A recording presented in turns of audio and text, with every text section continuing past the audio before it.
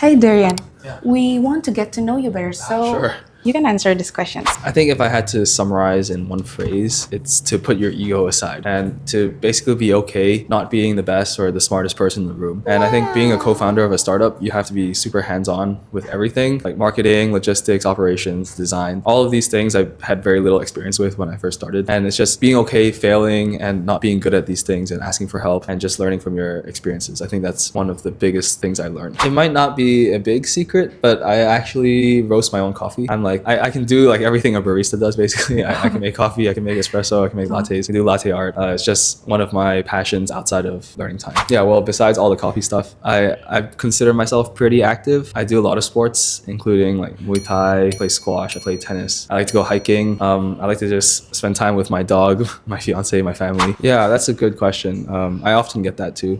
I grew up in a family that was all about early childhood education. So my parents run a preschool, and I've been exposed to that environment since I can remember. And I think the turning point for me was when I realized just how important early childhood is for future development. When I started learning time, I wanted to do something that had a lasting impact. Yeah, have an impact on people's lives in the future. I think a lot of business owners in general can relate. When you launch a product or when you launch a service that people are using and they genuinely enjoy using it, that kind of feedback for me is very motivating. I feel very grateful that I don't dread my weekdays. I don't dread my Mondays. A lot of my friends dread their Mondays. I feel very excited and generally happy to go to work. And besides that, I genuinely also look forward to just making myself a really good cup of coffee in the morning. Probably just say my parents, because like I said, when I grew up, I watched them build their own business from the ground up, and I watched them also make a real impact in people's lives through early childhood education. Yeah, that's a good question.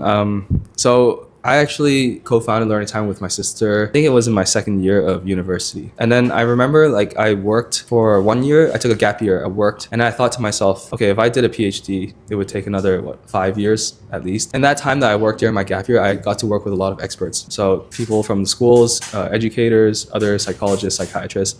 But I work with so many wonderful experts that I think the best use of my time was just to grow Learning Time. So that's why ultimately I decided not to do a PhD.